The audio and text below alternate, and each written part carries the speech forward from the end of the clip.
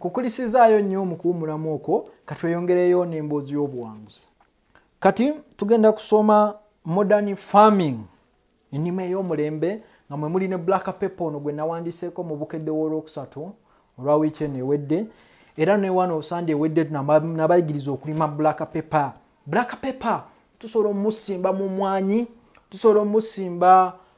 mu kalitunsi waffe, mu miti gino ginansangwa ng'emivule, emituba, emisizi, ne tusimbamu albizia, ne tusimbamu black pepper waffe wakamulali omuddugavu gwe bayita piripiri manga. Abantu bonna abali eyo naddala Abannayuganda abali Saudi Arabia eyo, abali mu Omani, abali mu nsi z'Abarabu batera okunkubira akasente bagamba naye mukenkufu kisufu kino kyotugamba tubeera wali mu ffumbiro. Manya abaana bambi bwe bajja wano mu mbeera yaabwe y'okubatwala ebweru okunoonya ekigulira Magala eddiba,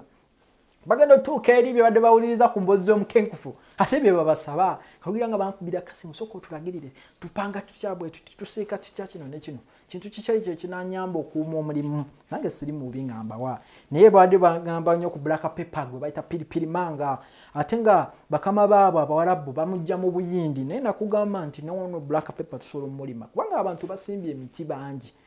Kamulali ono omuddugavu tumulime, era ngenda kuyigiriza okumulima gwa najja mu musomo ogwo the great sundowner nga lumu November lujja kuba lwakuna, lujja kuba lunaku lwa kitiibwa. Tugiyita sundowner kubanga sun gwe musana, downer guba gugudde nti tusuula omusana towakana. Buuza abaagendayo oba abali bazzeeyo, tusobola kugamba nti omusajja ono alimba tasobola kusuula musana nga awali zino zonna yazina. Nsuula omusana gw'okumanya kyentegeeza si guno ogwammwe ogw'ekibi kino kye mukola ekya saakiririgo ogutwokye olw'okuba twayonoona. Tugenda kuyiga okulima flax. Flax nzize mwogerako nnyo, era abantu bangi bamufunyemu akasente. Nakaseke nyinayo omulimi wange bamuyita Mubiru Patrick. Mwami alimye flax. Bandi awo ng'aleese kiro 5 ng'obukadde bwe 10 nga muwa kiro 4. Musajja alimye flax era ye saala zokka zaasaba. Ne naawe osobola okukyusa embeera ng'olima flax. Flax nakugamba osobola omulimira mu kasooliwo n'omulimira mu mwanyi. Kati guno omwezi gwaweddeko abakasooli simanya abamulimye oba basobodde okusasula OTT kubanga omusolo gwa 2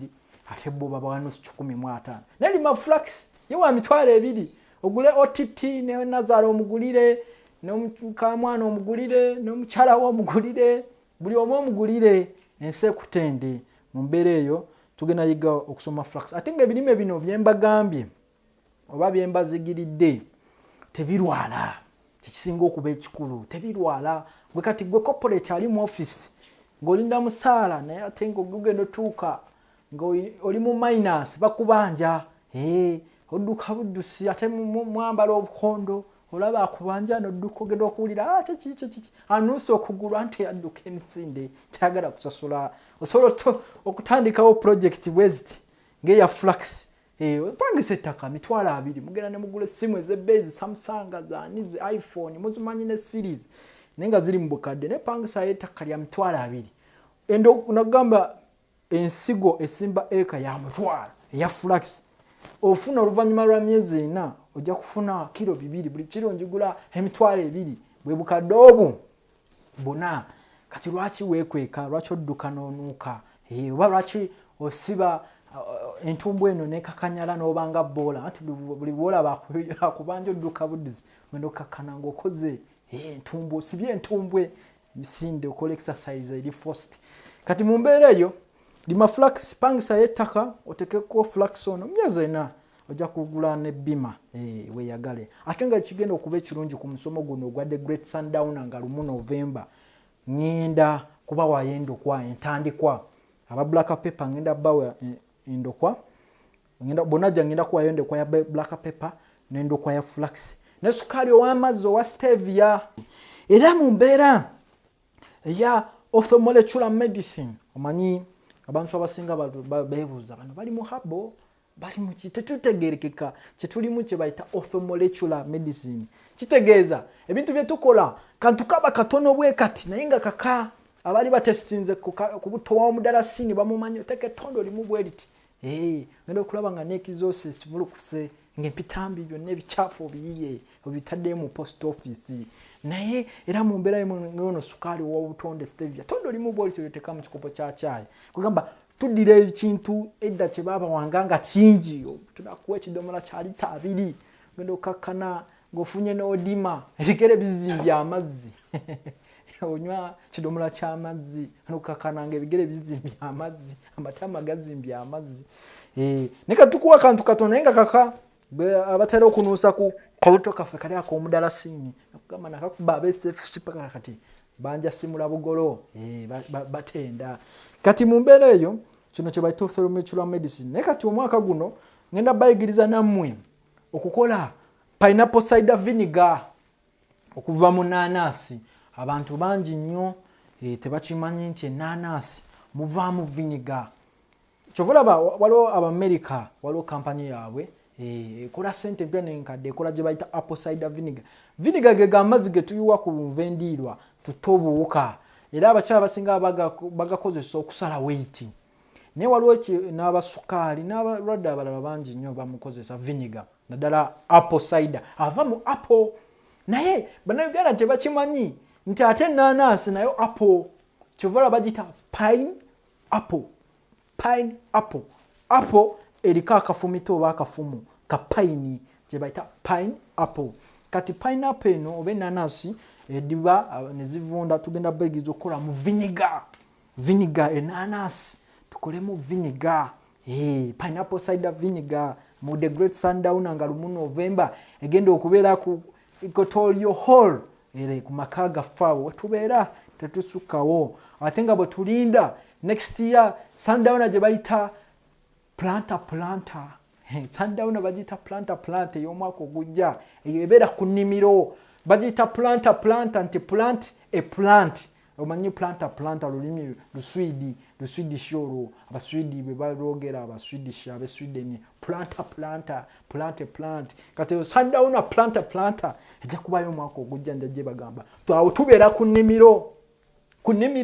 na tuyiga okulima ate eno the great sundowner yo tubeera awo omuntu wasuubira nti tasobola kukolerawo ssente mukafa akafunda ye n'alaba ng'akola ssente era mu mbeera yemu nga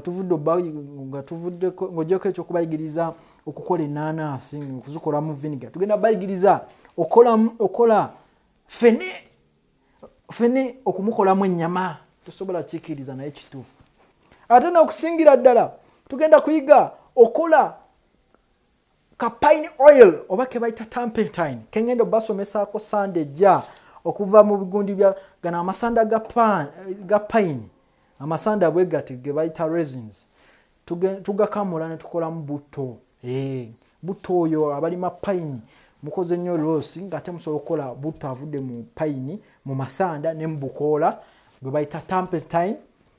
ne pine oil kati mu abalinda emyaka 2 nga olwokuba mulimye pine ke kaseera ke mufunye okuyiga okugatako omutindo kati pine agenda okutundibwa ng'okoze ssente nga wajjayo dda n'amagoba buli mu bukunyumire bintu bibeerawo ne tubonaabona ate nga n'okusemberayo ddala tugenda kuyiga okulunda enseenene kubanga tugenda kubeera mu mwezi gwa museenene nga lumu November baguyita museenene tosobola bawakanya abalala basese amajje abantu bano temwagala kunoonyereza kyovulaba tubaliddeko awaadi zonna awaadi ez'obuyiiya mu nsi muno zonna omukenkufu yaziina singa mbadde nga mukubi wa bikonde kati singa mpita Muhammad Ali ate bwemba muddusi singa nali muddusi omanya nti ebyange byo bya bwongo singa mpita Usain Bolt yaba na awaadi west Muhammad Ali alina emisipi gyonna bwe giti wadi simanya champion world boxing champion WBO world boxing organization bingi nange kati zonna nze nzina zino wuma on private sector on pakasa kugambi kyekyo kati nza kugambye togenda kuyiga okulunda enseenene kufa go simawulire kubanga research twamukola dda enseenene bazirunda ekyana bazirunda ne Israeli enseenene eryaki enseenene erya muddo gwa ngano obayita wheat okolamu gye bayita amamera oba sprouting germinating engano ensigo z'engano muno engano eno gye tuteeka mu chapati naye ensigo zaayo ne obubi oba obusa bwebisolo busa bw'ente busa bw'embuzi ne kali kamatu manene magulu mampi bubusa ensenze bulya kati mwete mukimanyi temwagala kulisaachinga muwomera buwomezi nsenene naye temwagala kuzikolako research but Prof Bio Research wetuviiriddeyo okulaba nga tulisaachinga twongere okumanya kw'Abannayuganda. Omusomo gujja kubaayo nga 1 November ku hoteri Equatorio hall era mwetugenda okukola pate yaffe ey'okuwangula awaadi eno empya ey'okuyiza abantu Bannayuganda ebintu ebibayamba ate n'obbawa service ebatwala mu maaso. Uma yagambye nti muli basufu Uganda manufacturers. Naffe tubeebaza nzaani awangula ku awaadi ez'abasajja ba historical nga omugenzi Mulwana Oweekitiibwa Kaddu Kiberu Dr. wava muno basajja ba historical naye naffe tukola maanyi ate tubasinge babenga naffe bazzukulu baabwe batusomako mu byafaayo nti muzeeyi yatandika ekintu omukenkufu n'akiryawo ebyo bitobeera tukola n'amaanyi tukole nga tetuweera naye mu mbeera eyo yonna tosubwa omusomo gwaffe The Great Sundowner